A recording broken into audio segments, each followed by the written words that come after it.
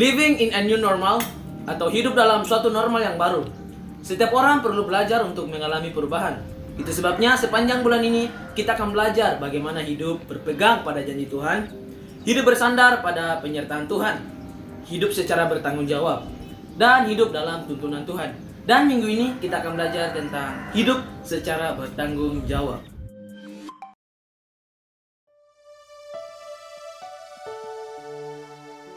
Kami hidup karena anugerah-Mu Tuhan. Dan kami ada sampai hari ini karena kasih-Mu. Kami datang menyembah-Mu Tuhan. Sebab hanya Engkau yang layak dipuji, hanya Engkau yang layak ditinggikan Tuhan. Dan biarlah penyembahan kami menyenangkan Engkau. Terima kasih Tuhan.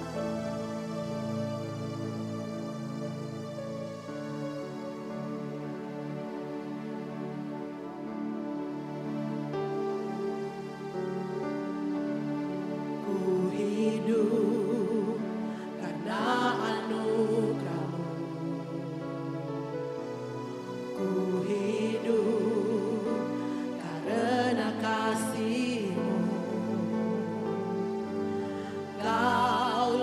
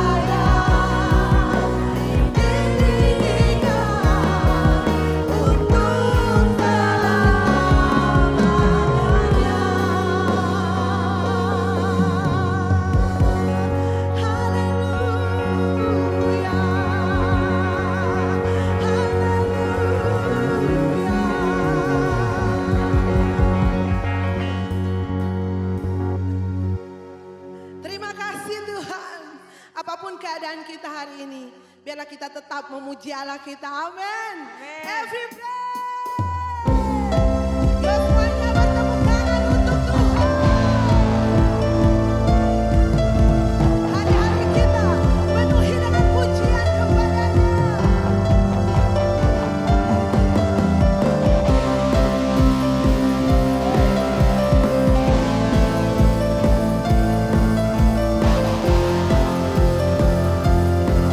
Come on, everybody. Yo.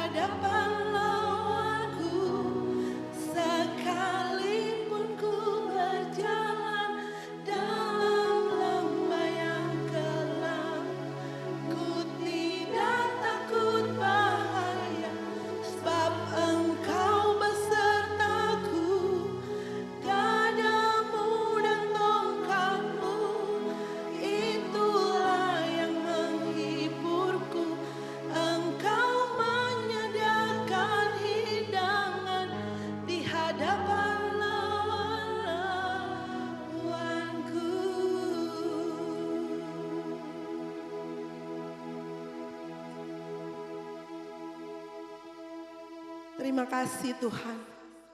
Ini menjadi pernyataan iman kami Tuhan. Karena kami sungguh percaya Engkau gembala yang terbaik dalam kehidupan kami Tuhan. Kemurahan-Mu, kebaikan-Mu, kesetiaan-Mu Tuhan selalu melimpah dan tidak pernah berhenti dalam kehidupan kami Bapa.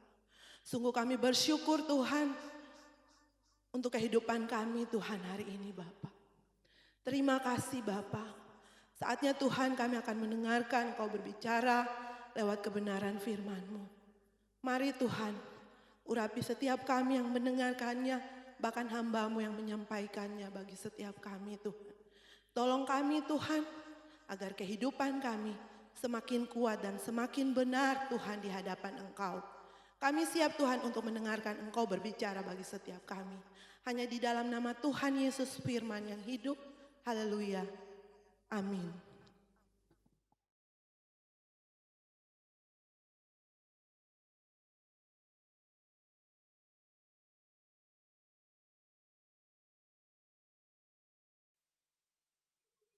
Beberapa kali saya mengisahkan kehidupan Edmund Hillary. Orang pertama yang menaklukkan puncak gunung tertinggi di dunia, Mount Everest. Usaha pertamanya untuk mencapai puncak gunung tersebut, ia lakukan pada tahun 1952. Hanya saja upaya tersebut gagal karena rute yang ia tempuh tidak memungkinkan dirinya untuk meneruskan ekspedisi yang ia lakukan. Tidak berapa lama kemudian, Edmund Hillary diundang untuk menceritakan pengalamannya itu dalam suatu jamuan makan malam yang dihadiri oleh para pengusaha dan orang-orang penting di kota London.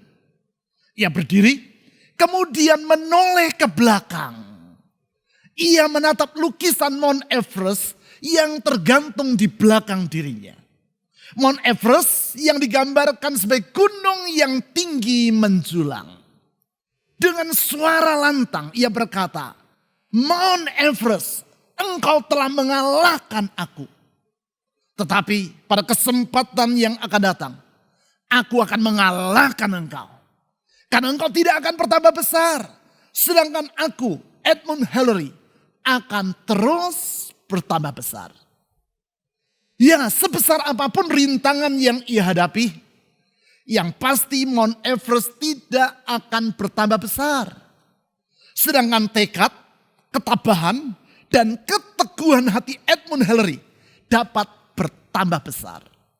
Setahun kemudian, tepatnya pada tanggal 29 Mei tahun 1953, Edmund Hillary berhasil menaklukkan Mount Everest dan menjadi orang pertama yang menginjakkan kaki di puncak gunung tersebut. Sebelum ia turun kembali ke bawah, Edmund Hillary meninggalkan sebuah salib di puncak gunung yang tertinggi di dunia itu. Itulah keteguhan hati. Itulah ketabahan hati. Sikap seperti itulah yang sangat kita perlukan dalam menghadapi setiap kondisi yang terbentang di masa depan kita. Khususnya di saat kita menghadapi masa perubahan atau a new normal. Perubahan seperti yang dialami oleh Yosua dan bangsa Israel. Sebagaimana yang dicatat dalam Yosua pasal 1 ayat 1 sampai 9. Perubahan. Karena di bangsa yang mengembara di padang gurun, sekarang mereka akan tinggal menetap di suatu wilayah. Perubahan. Karena dari hidup dipimpin oleh Musa, seorang pangeran yang dididik di istana Firaun, sekarang mereka akan dipimpin oleh Yosua yang lebih muda daripada Musa dan yang tidak pernah mengenyam pendidikan sebagai seorang pangeran Mesir. Perubahan dari hidup yang tahu beres karena kebutuhan makan mereka selama 40 tahun di padang gurun dicukupkan Tuhan dengan makanan yang dikirim dari surga. Makanan yang disebut sebagai mana. Dan sekarang mereka harus bercocok tanam sendiri untuk memenuhi kebutuhan hidup mereka. Ya, mereka sedang menghadapi tatanan hidup yang baru atau a new normal. Untuk itu Tuhan mengingatkan Yosua bahwa ia harus hidup dengan sikap yang tabah atau hati yang teguh. Hal tersebut dicatat dalam Yosua pasal 1 ayat 6 sampai 9. Yaitu sesudah Tuhan menyuruh agar Yosua hidup dengan sikap yang visioner. Seperti yang dicatat di ayat 1 sampai 4. Dan hidup dengan sikap rendah hati. Dicatat di ayat 5. Sekarang di ayat 6 sampai 9. Tuhan berkata agar Yosua hidup dengan sikap yang tabah atau hati yang teguh. Mari kita baca firman Tuhan tersebut. Yosua pasal 1 ayat 6 sampai 9. Kuatkan dan teguhkanlah hatimu. Sebab engkaulah yang akan memimpin bangsa ini memiliki negeri yang kujanjikan dengan bersumpah kepada nenek moyang mereka untuk diberikan kepada mereka. Ayat 7. Hanya kuatkan dan teguhkanlah hatimu dengan sungguh-sungguh. Bertindaklah hati-hati sesuai dengan seluruh hukum yang telah diperintahkan kepadamu oleh hambaku Musa. Janganlah menyimpang ke kanan atau ke kiri, supaya engkau beruntung kemanapun engkau pergi. Janganlah engkau lupa memperkatakan kitab Taurat ini, tetapi renungkanlah itu siang dan malam. Supaya engkau bertindak hati-hati sesuai dengan segala yang tertulis di dalamnya. Sebab dengan demikian perjalananmu akan berhasil dan engkau akan beruntung. Ayat 9. Bukankah telah kuperintahkan kepadamu? Kuatkan dan teguhkanlah hatimu. Janganlah kecut dan tawar hati. Sebab Tuhan Allahmu menyertai engkau kemanapun engkau pergi. Di dalam 4 ayat ini, 3 kali Tuhan berkata kepada Yosua, teguhkan hatimu. Ingat, Tuhan bukan pribadi yang cerewet. 1 kali ia berkata, jadilah terang. Maka terang pun hadir di alam semesta. 1 kali ia berkata, Lazarus, marilah keluar. Seketika itu juga Lazarus bangkit dari kematiannya. 1 kali ia berkata kepada badai yang sedang mengamuk di Danau Galilea, diam, tenanglah. Seketika itu juga badai tadi menjadi reda. Artinya kalau Tuhan mengucapkan satu frasa sampai 3 kali secara berturut-turut, hal itu menunjukkan bahwa apa yang ia utarakan tersebut sangatlah penting. Mengapa sikap hati yang tabah atau keteguhan hati ini sangat penting bagi Yosua, bagi bangsa Israel, dan bagi kita semua dalam menghadapi era new normal? Ada 3 alasan. Alasan yang pertama, karena perubahan bukanlah hal yang mudah. Hal tersebut sangatlah jelas. Anda dapat melihatnya dari eksperimen sederhana yang akan kita lakukan berikut ini. Baik, dimanapun Anda saat ini sedang berada, coba lipatlah tangan Anda di depan dada Anda seperti ini. Lakukan apa yang saya minta. Dan sekarang, coba lihat lengan mana yang ada di depan dari lengan yang lain. Lengan kanan atau lengan kiri. Bagi saya, lengan kiri yang ada di depan dan lengan kanan ada di belakang. Bagi sebagian orang, hal yang sama yang mereka lakukan. Sedangkan bagi sebagian orang lain, justru sebaliknya, lengan kanan yang di depan dan lengan kiri yang di belakang. Oke, sekarang coba dibalik.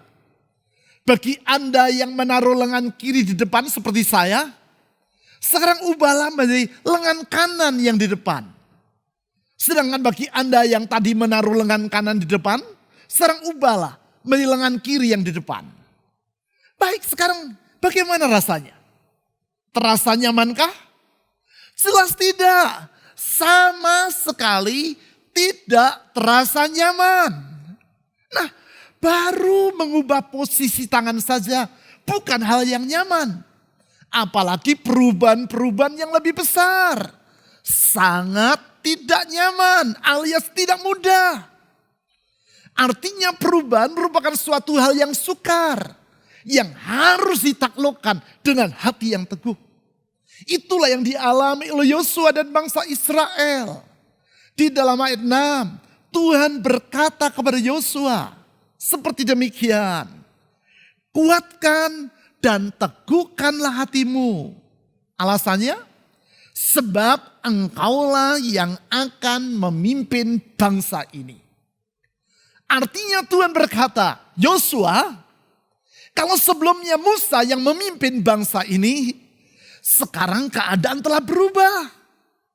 Musa telah mati dan engkau yang memimpin bangsa ini. Engkau dan bangsa Israel mengalami perubahan. Engkau dan umatku akan memasuki a new normal. Oleh sebab itu teguhkanlah hatimu. Bersikaplah tabah. Sebab memang perubahan bukan hal yang mudah. Memang perubahan bukan hal yang gampang.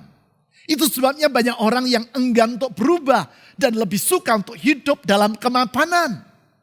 Padahal orang tahu bahwa tanpa perubahan tidak akan terjadi kemajuan.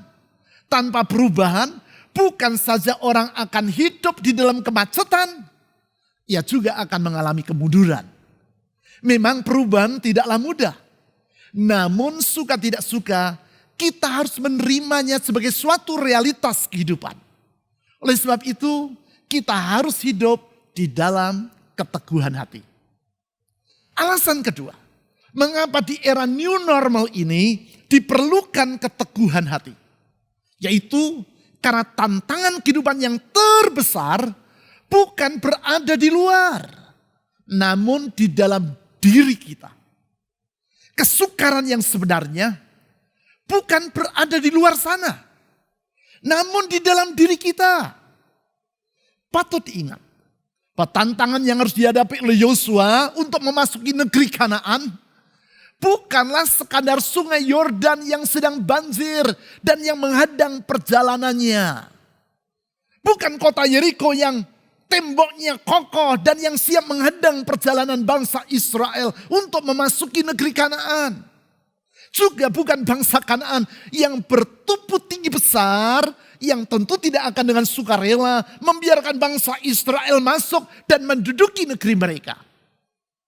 Memang semua itu adalah tantangan yang menghadang dan yang merintangi perjalanan bangsa Israel. Namun kesukaran yang sesungguhnya bukan terletak di luar sana, namun di dalam hati mereka. Tantangan dalam bentuk rasa takut atau kecut hati yang membuat hati mereka menjadi tawar. Rasa gentar yang membuat mereka kehilangan semangat juang. Hal tersebut disampaikan Tuhan di ayat 9 sebagai berikut. Yosua pasal 1 ayat 9. Bukankah telah kuperintahkan kepadamu? Kuatkan dan teguhkanlah hatimu. Perhatikan kalimat berikutnya. Janganlah kecut dan tawar hati. Sebab Tuhan Allahmu menyertai engkau kemanapun engkau pergi. Rasa kecut dan tawar hati inilah yang menyebabkan bangsa Israel 40 tahun sebelumnya gagal memasuki negeri Kanaan. Saat itu mereka belum terlalu lama meninggalkan Mesir dan tiba di perbatasan Kanaan dari sisi selatan. Yaitu di daerah Kades Barnea. Dicatat dalam Bilangan pasal 13. Saat itu Musa mengutus 12 orang pengintai untuk menyelidiki keadaan negeri Kanaan. Yosua termasuk salah seorang dari antara ke-12 pengintai tersebut. 40 hari mereka berada di Kanaan. Dan kembali menemui Musa serta bangsa Israel di Kades Barnea. Dengan membawa 2 laporan yang berbeda. Mereka masuk ke negeri yang sama secara bersama-sama.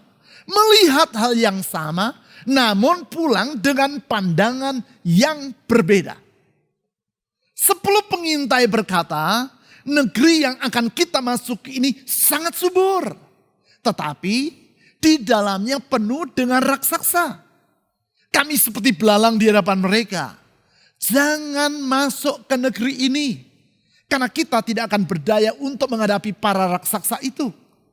Sedangkan dua orang pengintai yang lain, yaitu Yosua dan Kaleb, berkata, negeri yang akan kita masuki ini sudah dijanjikan Tuhan kepada kita. Ayo kita masuk dan menelan para raksasa itu. Artinya, kalau 10 pengintai tadi melihat diri mereka seperti belalang di hadapan penduduk Kanaan yang bertubuh tinggi besar, maka Yosua dan Kaleb justru melihat para raksasa itu seperti bakpao yang siap untuk ditelan oleh umat Tuhan. Namun sayang, kata-kata 10 pengintai tadi lebih berpengaruh kepada bangsa Israel. Sebagai akibat mereka menjadi tawar hati dan ingin kembali ke Mesir. Mereka terintimidasi oleh berita yang mereka dengar dari 10 pengintai itu. Dan mengabaikan perkataan kedua pengintai yang lain, yaitu Yosua dan Kaleb. Mereka mengizinkan intimidasi menguasai hati mereka. Sehingga sebagai akibat mereka menjadi lumpuh, tak berdaya. Alhasil mereka semua harus berputar-putar di padang gurun selama 40 tahun. Tanpa seorang pun di antara mereka yang diizinkan untuk memasuki negeri Kanaan. Kecuali Kaleb dan Yosua. Dua orang yang tidak mengizinkan hati mereka terintimidasi oleh tantangan yang mereka hadapi. Ya, tantangan kehidupan yang terbesar bukan berada di luar. Namun di dalam diri kita. Itu sebabnya benarlah apa yang dikatakan oleh Franklin D. Roosevelt dalam pidatonya saat ia dilantik menjadi Presiden Amerika Serikat pada tahun 1933. Saat itu Amerika sedang berada di puncak masa depresi ekonomi. Lebih dari 13 juta rakyat Amerika tidak mempunyai pekerjaan. Artinya tingkat pengangguran saat itu adalah sebesar 25%. Di samping itu, situasi perbankan dalam keadaan tidak menentu. Dalam keadaan seperti itu, Roosevelt menyampaikan pidatonya dengan berkata seperti demikian, katanya, "The only thing we have to fear is fear itself. Nameless, unreasoning, unjustified terror, which paralyzes needed efforts to convert retreat into advance." Satu-satunya yang harus kita takuti adalah rasa takut itu sendiri. Rasa takut yang tanpa nama, tanpa alasan, yang tak dapat dipertanggungjawabkan, yang akan melumpuhkan upaya yang diperlukan untuk mengubah kemunduran menjadi kemajuan. Di dalam waktu 100 hari pertama dalam masa kepresidenannya, FDR, demikianlah nama Franklin D. Roosevelt disebut, mengangkat semangat rakyat Amerika untuk tidak takut, untuk bangkit dari keterpurukan mereka dan kembali berjaya secara ekonomi. Dalam kepemimpinannya, ia berhasil membawa Amerika melewati berbagai masa krisis yang terjadi di dunia, termasuk krisis Perang Dunia Kedua. Itulah keteguhan hati. Oleh sebab itu, benarlah pepatah dalam bahasa Inggris yang berbunyi, "When the going gets tough, the tough get going." Ketika keadaan menjadi sukar, orang yang teguh hatinya akan tetap bergerak maju. Ingat hal itu. When the going gets tough, the tough get going. Itu sebabnya 40 tahun sesudah peristiwa Kades Barnea, yaitu sekarang ketika bangsa Israel akan memasuki negeri Kanaan dari sisi timur Sungai Yordan.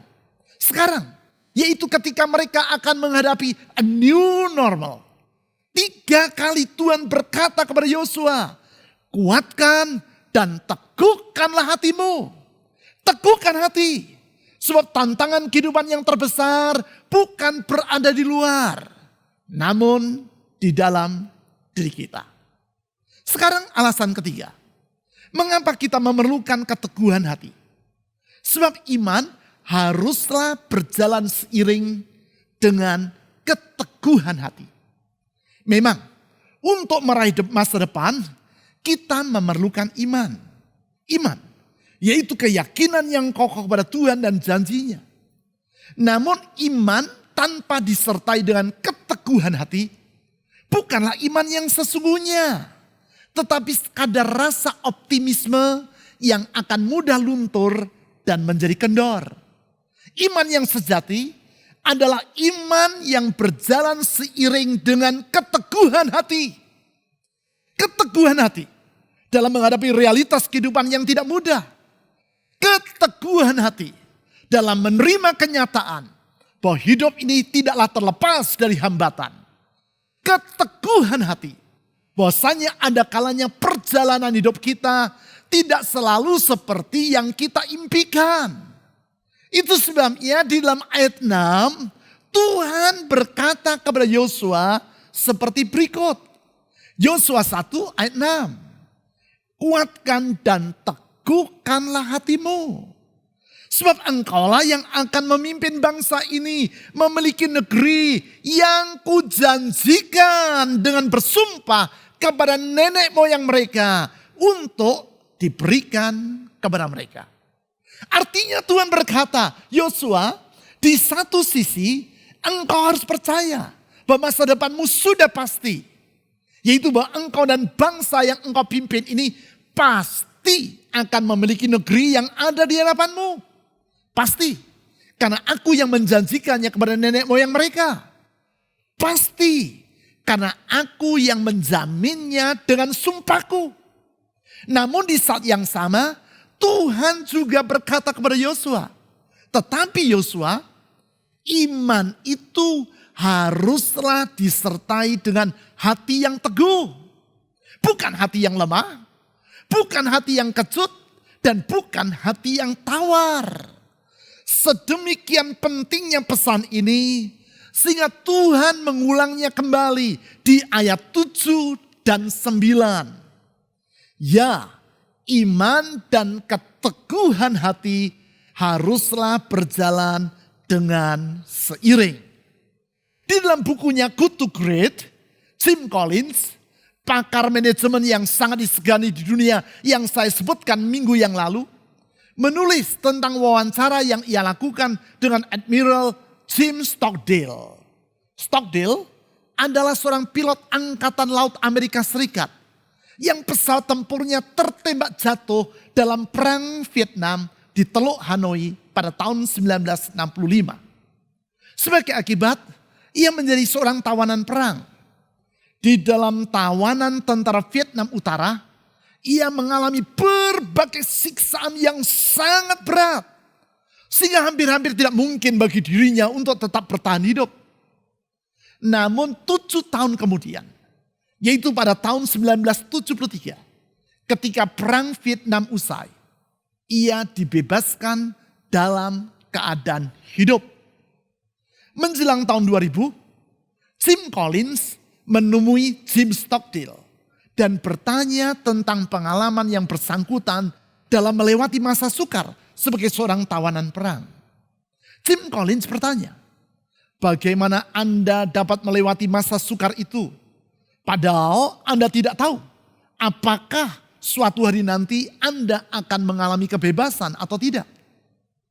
Stockdale berkata, saya tidak pernah kehilangan keyakinan bahwa akhirnya saya akan mengalami kebebasan. Saya tidak pernah merasa ragu bahwa akhirnya saya akan mengalahkan kesukaran dan mengubahnya menjadi waktu yang bermakna bagi kehidupan saya. Artinya Stockdale berkata bahwa sikap percaya, yaitu pada akhirnya ia pasti akan bebas, membuat dirinya dapat melewati masa sukar sebagai seorang tawanan perang. Kemudian Jim Collins bertanya, lalu siapakah mereka yang tidak berhasil melewati masa sukar tersebut? Stockdale menjawab, oh mudah untuk menjawabnya. Mereka yang hidup dengan sikap optimis tidak mampu melewati masa sukar. Jim Collins menanggapi, mereka yang optimis tidak mampu bertahan. Saya tidak mengerti maksudmu. Ya, Jim Collins tidak dapat memahami jawaban dari Admiral Jim Stockdale tadi. Di satu sisi Stockdale berkata, ia percaya bahwa pada akhirnya ia pasti akan bebas. Artinya karena ia bersikap dengan penuh pengharapan, maka ia mampu melewati masa sukar. Sekarang di sisi lain, Stockdale juga berkata bahwa teman-temannya yang menjadi tawanan perang bersama dengan dirinya, karena bersikap optimis, justru mereka tidak mampu melewati masa sulit tersebut. Jadi mana yang benar?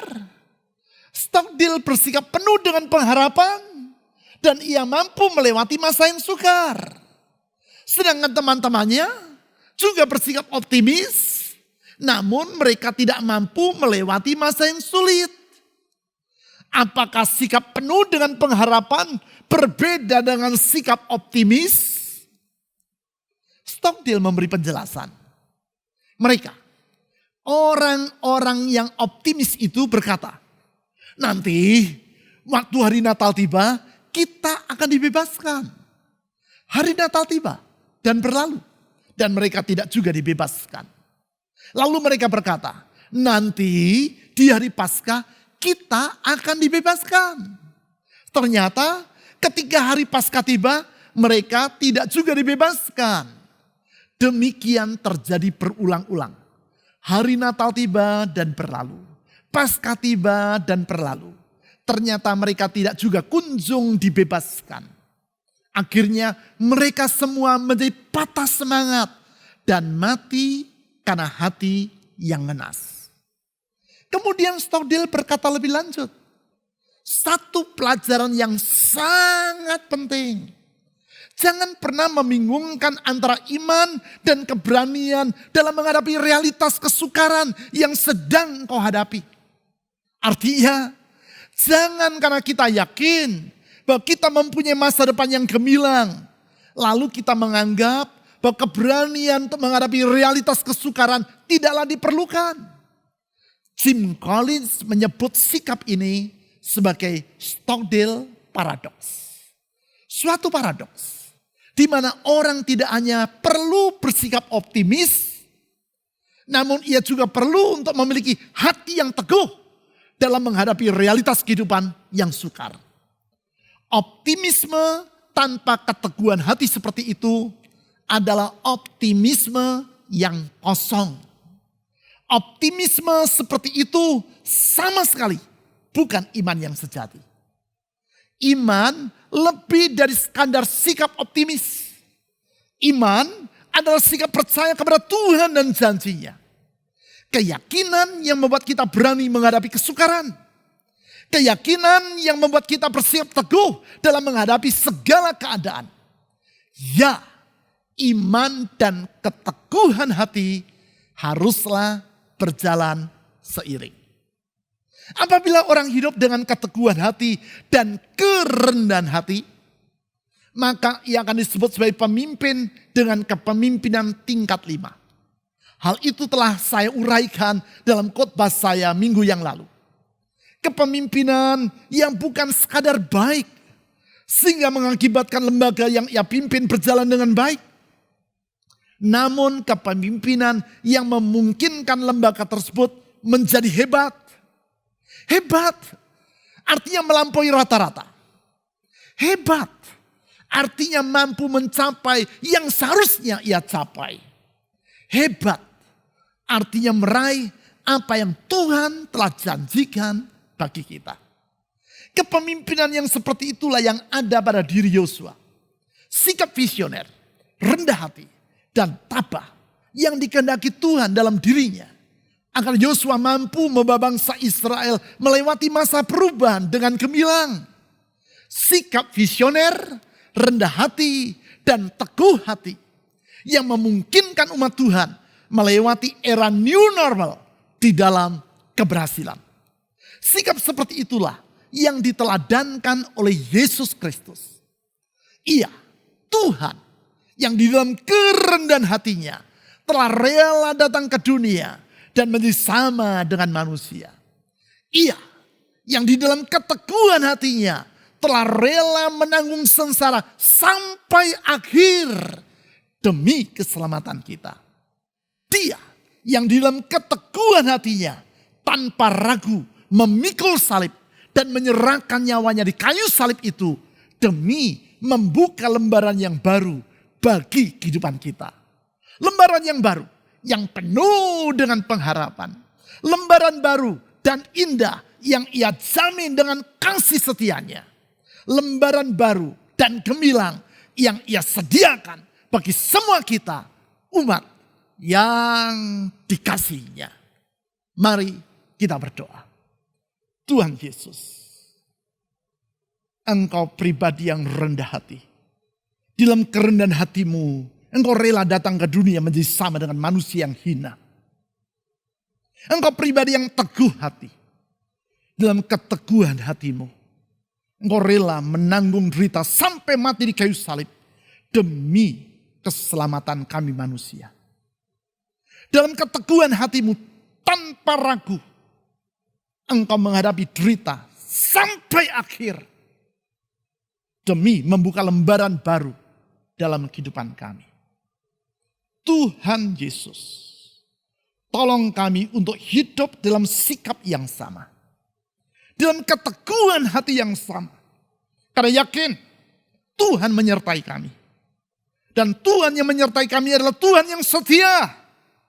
Dalam kesetiaan-Mu Engkau menjamin masa depan kami. Dalam kesetiaan-Mu Engkau menjamin masa depan kami. Dalam kesetiaan-Mu Engkau menjamin hari esok kami.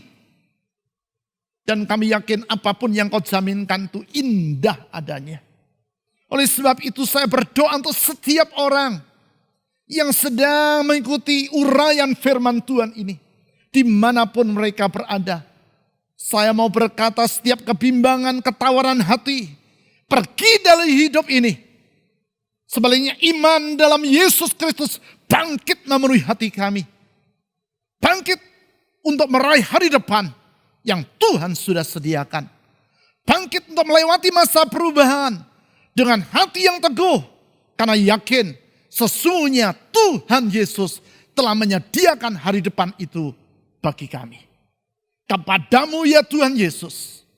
Pribadi yang setia itu. Saya mengangkat doa ini. Amin. Don't try this yourself. It's extremely dangerous.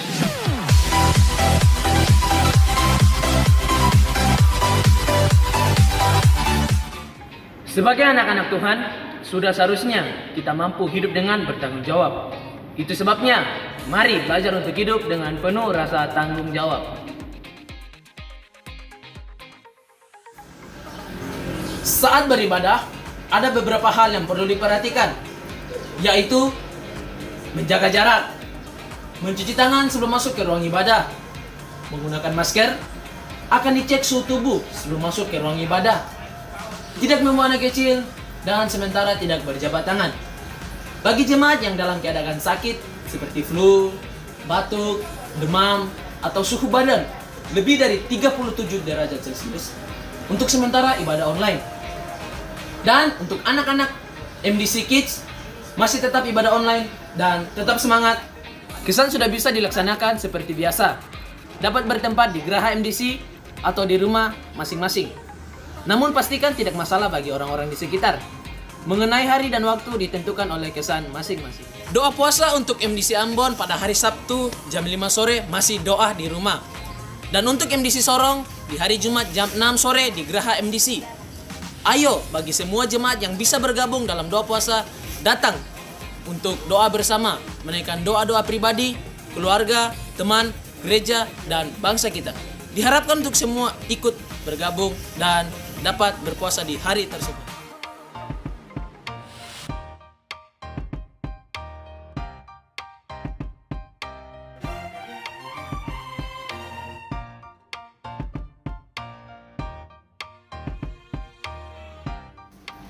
Ibadah pagi, siang, malam tetap dilakukan rutin setiap hari agar iman kita terus bertumbuh menjadi kuat dan mampu bertanggung jawab menghadapi setiap langkah kehidupan. Juga selalu mengucap syukur untuk semua yang boleh dialami sehingga kita mampu melihat mujizat Tuhan nyata. Amin. Demikianlah info yang saya bisa berikan. Saya Andre. Sampai jumpa minggu depan. See you. God bless you.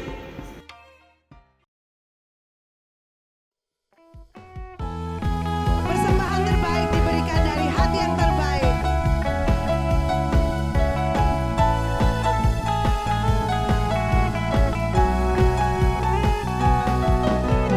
Tuhan adalah gembalaku, takkan kekurangan hidupku. Dia membaringkan aku di padang yang berumput hijau. Dia menuntunku ke air yang tenang. Dia menyegarkan jiwaku. Dia menuntunku ke jalan yang benar. Oleh karena namanya, sekalipun ku berjalan dalam lembah yang gelap, ku tidak takut bahaya, sebab Engkau besertaku. Gadamu dan tongkatmu, itulah yang menghiburku. Engkau menyediakan hidangan di hadapan lawan-lawan. Sekalipun ku berjalan dalam lembah yang gelap, ku tidak takut bahaya, sebab Engkau besertaku. Gadamu dan tongkatmu, itulah yang menghiburku. Engkau menyediakan hidangan di hadapan lawanku. Sekalipun ku berjalan dalam lembah yang gelap, ku tidak takut bahaya, sebab Engkau besertaku. Gadamu dan tongkatmu, itulah yang menghiburku. Engkau menyediakan hidangan di hadapan lawan-lawanku.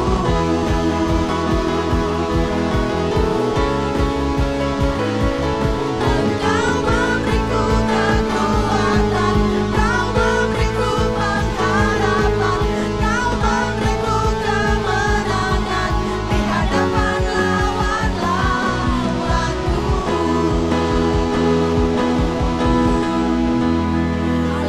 Haleluya, mari kita beri kemuliaan lagi bagi Tuhan kita. Haleluya. Mari Bapak Ibu saya undang semua untuk bangkit berdiri dan kita berdoa.